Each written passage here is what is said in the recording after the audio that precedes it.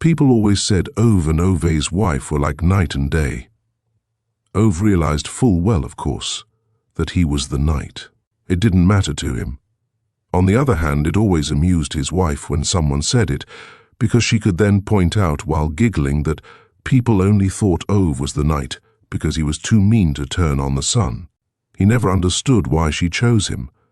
She loved only abstract things like music and books and strange words. Ove was a man entirely filled with tangible things. He liked screwdrivers and oil filters. He went through life with his hands firmly shoved into his pockets. She danced. "You only need one ray of light to chase all the shadows away," she said to him once, when he asked her why she had to be so upbeat the whole time. Apparently, some monk called Francis had written as much in one of her books. "You don't fool me, darling," she said with a playful little smile and crept into his big arms. "You're dancing on the inside, Ove, when no one's watching, and I'll always love you for that, whether you like it or not." Ove never quite fathomed what she meant by that. He'd never been one for dancing. It seemed far too haphazard and giddy. He liked straight lines and clear decisions. That was why he had always liked mathematics. There were right or wrong answers there, not like the other hippie subjects they tried to trick you into doing at school, where you could argue your case, as if that was a way of concluding a discussion, checking who knew more long words. Ove wanted what was right to be right, and what was wrong to be wrong. He knew very well that some people thought he was nothing but a grumpy old sod without any faith in people. But, to put it bluntly, that was because people had never given him reason to see it another way, because a time comes in every man's life when he decides what sort of man he's going to be. The kind who lets other people walk all over him, or not. Ove slept in the Saab the nights after the fire. The first morning he tried to clear up among the ashes and destruction. The second morning he had to accept that this would never sort itself out. The house was lost, and all the work he had put into it. On the third morning, 2 men, wearing the same kind of white shirt as that chief fireman, turned up. They stood by his gate, apparently quite unmoved by the ruin in front of them. They didn't present themselves by name, only mentioned the name of the authority they came from, as if they were robots sent out by the mothership. "We've been sending you letters," said one of the white shirts, holding out a pile of documents for Ove. "Many letters," said the other white shirt, and made a note in a pad. "You never answered," said the first, as if he were reprimanding a dog. Ove just stood there, defiant. "Very unfortunate this," said the other, with a curt nod at what used to be Ove's house. Ove nodded. "The fire brigade says it was caused by a harmless electrical fault," continued the first white shirt robotically, pointing at a paper in his hand. Ove felt a spontaneous objection to his use of the word harmless. "We've sent you letters," the second man repeated, waving his pad. "The municipal boundaries are being redrawn.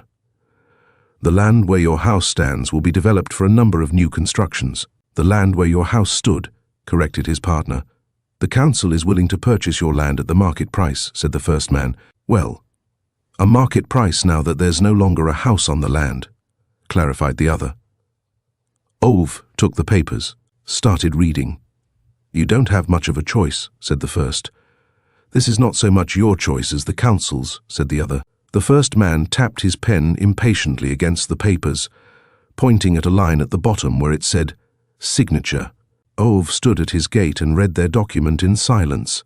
He became aware of an ache in his breast. It took a long, long time before he understood what it was. Hate. He hated those men in white shirts. He couldn't remember having hated anyone before, but now it was like a ball of fire inside. Ove's parents had bought this house. Ove had grown up here, learned to walk.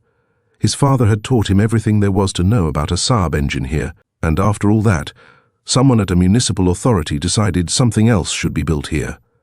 And a man with a round face sold insurance that was not insurance. A man in a white shirt prevented Ove from putting out a fire, and now 2 other white shirts stood here talking about a market price. But Ove really did not have a choice. He could have stood there until the sun had completely risen, but he could not change the situation. So he signed their document, while keeping his fist clenched in his pocket. He left the plot where once his parental home had stood, and he never looked back. Rented a little room from an old lady in town, sat and stared desolately at the wall all day. In the evening, he went to work, cleaned the train compartments. In the morning, he and the other workers were told not to go to their usual changing rooms. They had to go back to the head office to pick up new sets of work clothes. As Ove was walking down the corridor, he met Tom. It was the first time they had seen each other since Ove got blamed for the theft from the carriage. A more sensible man than Tom would probably have avoided eye contact, or tried to pretend that the incident had never happened. But Tom was not a more sensible sort of man. "Well, if it isn't the little thief," he exclaimed with a combative smile. Ove didn't answer. Tried to get past, but got a hard elbow from one of the younger colleagues Tom surrounded himself with. Ove looked up. The younger colleague was smiling disdainfully at him. "Hold on to your wallets, the thief's here," Tom called out so loudly that his voice echoed through the corridors. With one hand, Ove took a firmer grip on the pile of clothes in his arm, but he clenched his fist in his pocket, went into an empty changing room, took off his dirty old work clothes, unclipped his father's dented wristwatch, and put it on the bench. When he turned around to go into the shower, Tom was standing in the doorway. "We heard about the fire," he said. Ove could see that Tom was hoping he'd answer. "That father of yours would have been proud of you. Not even he was useless enough to burn down his own bloody house." Tom called out to him as he was stepping into the shower. Ove heard his younger colleagues all laughing together. He closed his eyes, leaned his forehead against the wall, and let the hot water flow over him. Stood there for more than 20 minutes, the longest shower he'd ever had. When he came out, his father's watch was gone. Ove rooted among the clothes on the bench, searched the floor, fine-combed all the lockers. A time comes in every man's life when he decides what sort of man he is going to be, whether he is the kind who lets other people tread on him or not. Maybe it was because Tom had put the blame on him for the theft in the carriage. Maybe it was the fire. Maybe it was the bogus insurance agent, or the white shirts, or maybe it was just enough now. There and then, it was as if someone had removed a fuse in Ove's mind. Everything in his eyes grew a shade darker. He walked out of the changing room, still naked and with water dripping from his flexing muscles, walked to the end of the corridor to the foreman's changing room, kicked the door open, and cleared a way through the astonished press of men inside.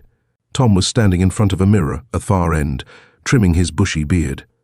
Ove gripped him by the shoulder and roared so loudly that the sheet-metal-covered walls echoed. "Give me back my watch."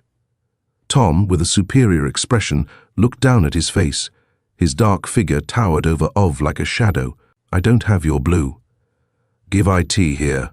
Ove bellowed before Tom had reached the end of the sentence, so fiercely that the other men in the room saw fit to move a little closer to their lockers. A second later, Tom's jacket had been ripped away from him with such power that he didn't even think of protesting. He just stood there, like a punished child, as Ove hauled out his wristwatch from the inside pocket. And then Ove hit him, just once. It was enough. Tom collapsed like a sack of wet flour. By the time the heavy body hit the floor, Ove had already turned and walked away. A time like that comes for every man, when he chooses what sort of man he wants to be. And if you don't know the story, you don't know the man. Tom was taken to the hospital. Again and again he was asked what had happened, but Tom's eyes just flickered, and he mumbled something about having slipped. And strangely enough, none of the other men who'd been in the changing rooms at the time had any recollection of what had happened. That was the last time Ove saw Tom, and, he decided, the last time he'd let anyone trick him. He kept his job as a night cleaner, but he gave up his job at the construction site. He no longer had a house to build, and anyway, he'd learned so much about construction by this point that the men in their hard hats no longer had anything to teach him. They gave him a toolbox as a farewell present, this time with new-bought tools. "To the puppy, to help you build something that lasts," they'd written on a piece of paper. Ove had no immediate use for it, so he carried it about aimlessly for a few days. Finally, the old lady renting him a room took pity on him and started looking for things around the house for him to mend. It was more peaceful that way for both of them. Later that year, he enlisted for military service. He scored the highest possible mark for every physical test. The recruitment officer liked this taciturn young man who seemed as strong as a bear, and he pressed him to consider a career as a professional soldier. Ove thought it sounded good. Military personnel wore uniforms and followed orders. All knew what they were doing. All had a function. Things had a place. Ove felt he could actually be good as a soldier. In fact, as he went down the stairs to have his obligatory medical examination, he felt lighter in his heart than he had for many years, as if he had been given a sudden purpose, a goal, something to be. His joy lasted no more than 10 minutes. The recruitment officer had said that the medical examination was a mere formality, but when the stethoscope was held against Ove's chest, something was heard that should not have been heard. He was sent to a doctor in the city. A week later, he was informed that he had a rare congenital heart condition. He was exempted from any further military service. Ove called and protested. He wrote letters. He went to 3 other doctors in the hope that a mistake had been made. It was no use. "Rules are rules," said a white-shirted man in the army's administrative offices, the last time Ove went there to try to overturn the decision. Ove was so disappointed that he did not even wait for the bus. Instead, he walked all the way back to the train station. He sat on the platform, more despondent than at any time since his father's death. A few months later, he would walk down that platform with the woman he was destined to marry. But at that precise moment, of course, he had no idea of this.